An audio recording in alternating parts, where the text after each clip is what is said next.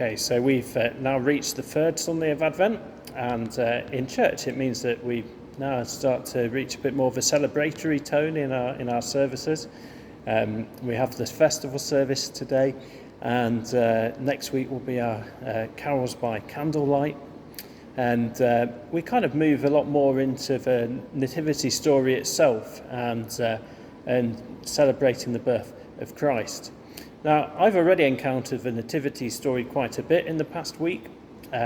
We've had Becca's school nativity play that we've been at, and it's a good job that we kind of know the story, because it was quite hard to hear the children rattle out their lines, some of them very excitedly, some of them quite nervously.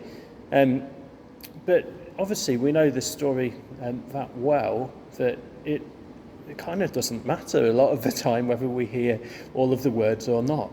In a sense, it's easy for us to switch off and to skip through the story that we know so well. Yet I hope that as we gather together at this Christmas time, and as we reflect on that first Christmas once more, that we might in it encounter again the God who comes to us, and to have our eyes opened to the presence of God in the world around us. Through the nativity story, we come across people from many different walks of life who are invited to take part in God's story of restoration. Mary faithfully accepts the call to be the one who bears Christ, although it doesn't seem like she has too much of a choice, but she accepts the role willingly, it seems. Joseph heeds the instructions of the angel to support Mary, even though he would have been expected by many to break off their engagement when she became pregnant.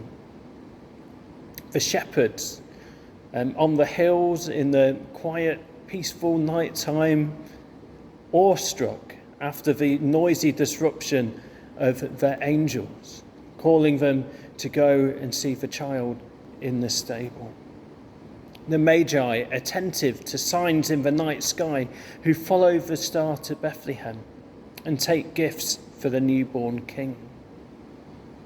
Even the traditional additional characters in the story, the innkeeper and the animals in their many forms in the nativity plays, are faced with the same invitation to play their part either in preparing the way for the imminent birth of Christ, or to celebrate the arrival of the Word made flesh in the form of a vulnerable human baby. On Sunday, when we gather, we will hear the folk tale of Papa Panov. This old widower is lonely at Christmas time, and he reads through the nativity story, and then as he gets ready to go to sleep, he hears someone speak to him, telling him that Jesus will come to him the following day. He watches out then out of the window for the arrival of Jesus all the next day, but he doesn't see him. He does see a street cleaner and welcomes him into his house to warm up. He sees a mother and child and gives them shelter and warmth and gives a gift to the boy.